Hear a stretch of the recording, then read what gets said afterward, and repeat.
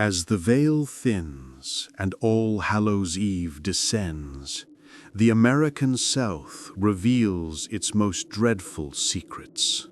Here, amid crumbling tombstones and time-worn crypts, history bleeds into the supernatural.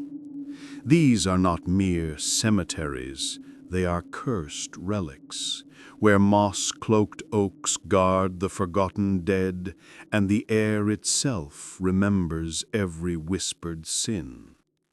Tonight, by lantern light, we journey into 5 of the South's most haunted burial grounds, where spirits stir, legends walk, and the past refuses to rest. Beware, dear traveler, for some doors, once opened, do not easily close.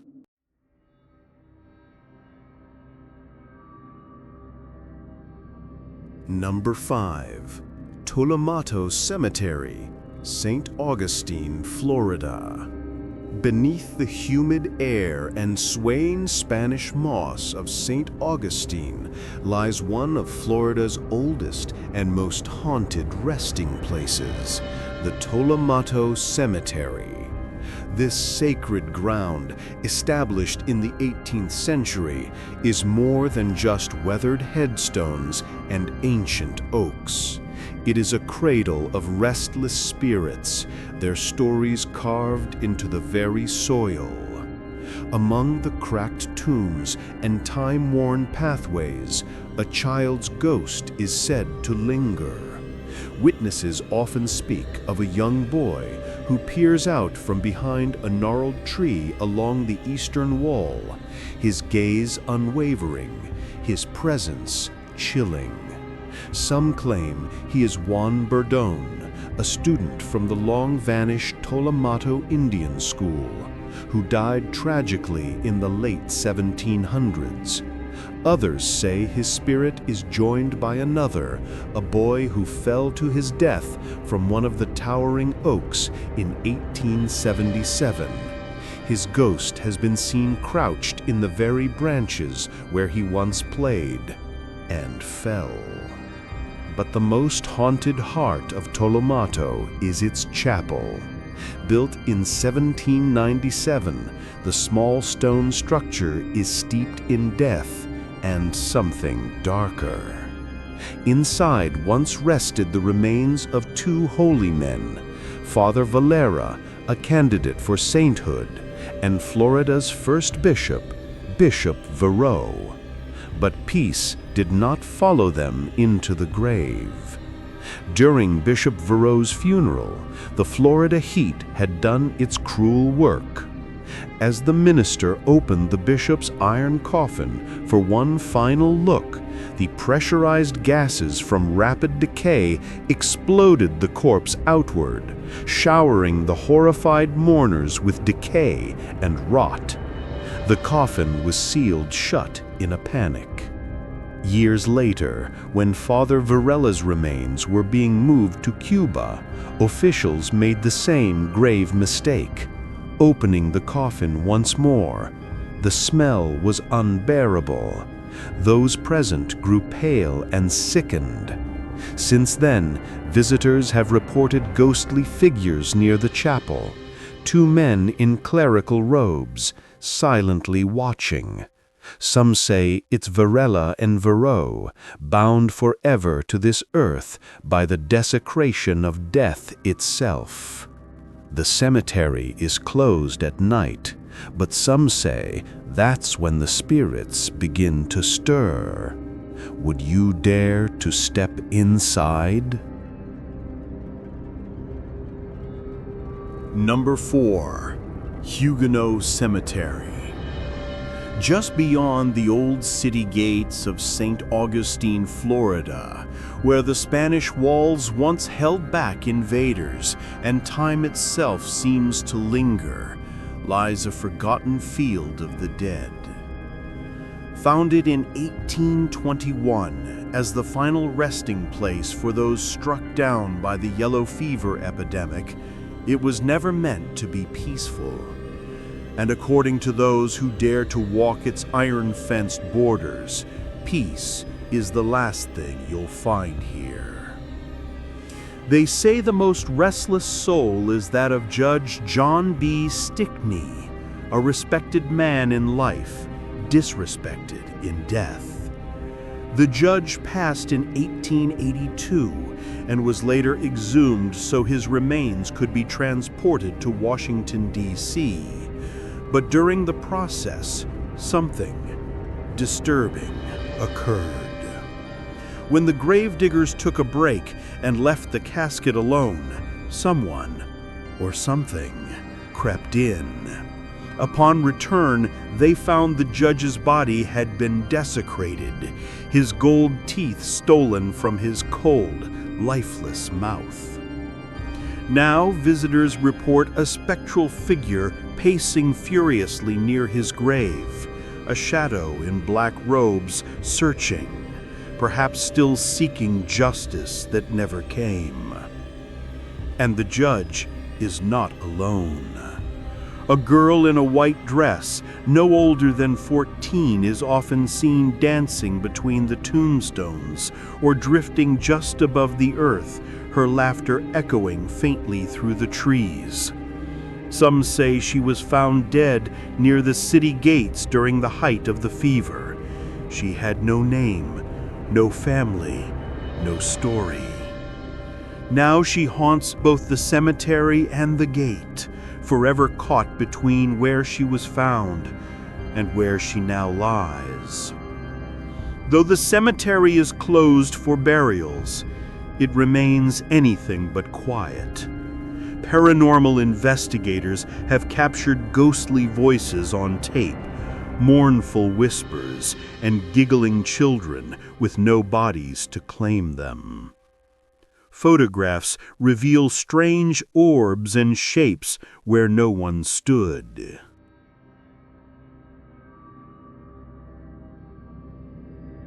Number 3. Colonial Park Cemetery. Beneath the sweltering vale of Savannah, Georgia, lies a place where the past refuses to sleep. Welcome to Colonial Park Cemetery. Established in 1750 and now whispered about as one of the most haunted grounds in the American South. Once the final resting place for over 9,000 souls, this historic burial ground holds the remains of soldiers, statesmen, and perhaps something far darker. Among those entombed here are giants of the American Revolution, Major General Lachlan McIntosh, Governor Archibald Bullock, and Button Gwinnett, a signer of the Declaration of Independence. But history here isn't sealed in stone. It bleeds into the air. During the Civil War, Union troops defiled the cemetery, rearranging headstones and disturbing the dead. Since then, the grounds have never truly settled. Locals speak of whispers after dusk, flickering orbs caught on camera, and shadows that move just a little too fast for comfort. But it is the ghost of René Rondelier who haunts the dreams of those who dare to visit at night. A towering figure, over 7 feet tall, Rondelier was accused of unspeakable crimes, the murder of 2 young girls, and lynched beneath the cemetery's trees. His massive spectral form is often spotted stalking the graves, ushered in by an icy chill and a silence that swallows all sound. Some have claimed to witness a ghostly duel between McIntosh and Gwinnett, the same duel that ended Gwinnett's life centuries ago. The shots echo faintly, eternally repeating a moment drenched in honor and blood. And one shouldn't forget the mass grave that holds the remains of a reported 666 yellow fever victims. No one is exactly quite sure where it begins or ends. As for myself, the most haunting place wasn't a grave or a ghost, it was a wall. Along the eastern edge, dozens of shattered tombstones rest, stripped from forgotten graves. Behind that wall, they say, lies a potter's field, the final home for the poor, the unknown, the unwanted. The air there is different, colder, heavier. The sorrow clings to your skin like dew. I didn't stay long.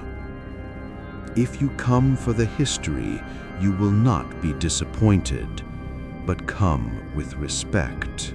For in Colonial Park Cemetery, the dead do not lie quietly.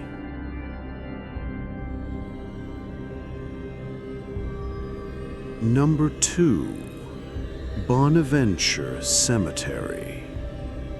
Nestled beneath the gnarled oaks of Savannah, Georgia, lies one of the most haunted burial grounds in the American South. This is Bonaventure Cemetery. 160 acres of faded grandeur, where history seeps from the soil and the dead are never truly at rest. She was only 6. Gracie Watson, beloved daughter, cherished by many, died of pneumonia in 1889. Her grieving parents commissioned a life-sized statue in her image, but they could never have known what it would become. Visitors leave toys at her feet. Some swear they've heard laughter echo between the headstones. Others claim her cold marble face shifts when no one's watching, smiling, frowning, weeping. And then there's little Wendy. They say her statue weeps tears of blood during full moons. Just old legends? Perhaps, but multiple witnesses have seen the crimson streaks glistening beneath moonlight, vanishing by morning. At times, the wind carries music, soft, distant, tunes from an era long gone. Yet the music room was torn down decades ago. The origin? A tale almost too bizarre to believe. In 1771, a grand dinner party was held on the mansion grounds where the cemetery now lies. When the fire engulfed the house, the hosts did not scream.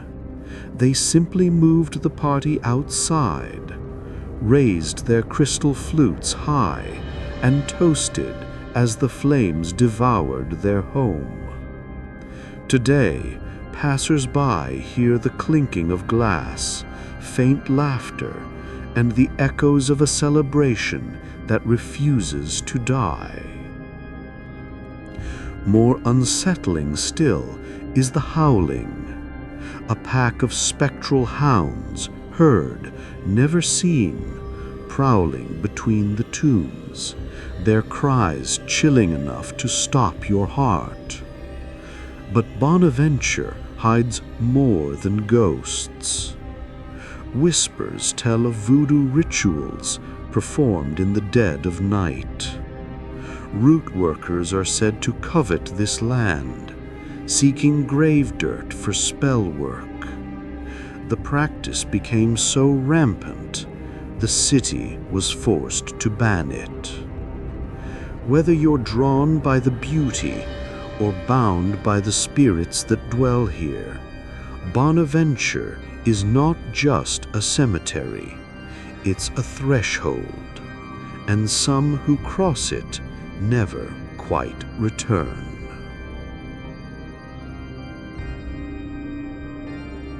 Number 1. In the shadowed heart of New Orleans, where the living and the dead have long danced to the same rhythm, stands a city not made of plaster and wood, but bone, ash, and memory. St. Louis Cemetery Number 1, opened in 1789, born of fire and plague, is the oldest surviving burial ground in New Orleans. The Spanish colonial government built it after the Great Fire of 1788, and a deadly yellow fever outbreak left the old cemetery overflowing with corpses. Too many bodies, not enough earth to contain them. Here, tombs rise above the ground in tight, cracked rows, an eerie adaptation to the high water table that would spit up coffins like driftwood after every storm.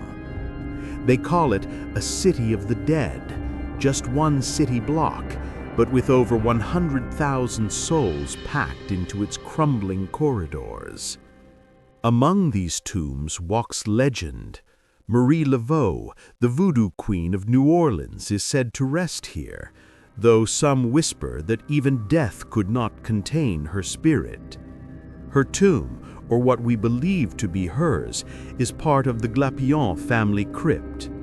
Believers come daily, tracing 3 red X's into the stone, whispering their wishes into the hot Louisiana air. Lovers' names, vengeance sought, fortunes begged. But beware. Disrespect her resting place, and the queen may answer. Some report being scratched, fainting, or becoming violently ill after mocking the rituals. Others hear the soft rhythm of ritual drums and the low hum of voices not of this world when they draw too near after dusk. Preservationists had to restore her tomb in 2014, worn down by endless offerings and graffiti, each one a prayer, a plea, or a dare. But Marie is not alone. Deep within the maze wanders the ghost of Henry Vignes, a 19th century sailor who trusted the wrong hands with the deed to his family tomb. It was sold, lost, and when he died, he was buried in a pauper's grave with no name, no stone. Since then, they say he drifts through the cemetery, stopping tourists, whispering, "Can you help me find my tomb?" He always disappears before you can answer. I've personally never seen Marie or Vignes, but I've certainly felt the others. My last visit to St. Louis Number 1 wasn't just a tour, it was a crossing. Shadows moved with us through the tombs, never in front, always just behind. And as we reached the final row, I felt a presence no taller than my knee. A child had joined our group. No one else noticed her, but she stayed close to a baby in the stroller, drawn to the living child, as if remembering something long forgotten. When we returned to the gates, she did not follow. She lingered, then vanished into the tombs. Among these ancient stones rest chess prodigies, sugar barons, and civil rights pioneers. Paul Morphy, whose genius mind unraveled. Homer Plessy, whose protest sparked a legal war that would take a century to undo. Even Nicolas Cage has built his own tomb here, shaped like a white stone pyramid, etched with the words, Omnia ab uno, everything from one. At St. Louis Cemetery Number 1, the dead do not sleep. They watch, they remember, and some still walk. And so, our lanterns fade and the gates close on the 5 most haunted cemeteries of the South. Resting places where shadows linger and the silence whispers louder than the dead themselves. Whether you dare to wander among the headstones this Halloween or prefer the safety of your own home, remember, the spirits are never far. If these haunted paths stirred your curiosity or your fear, be sure to like this video and subscribe to Old South Moon. That way, you won't miss the next tale from the dark corners of the South, where history refuses to stay buried. Until then, sleep lightly, because the dead never truly rest.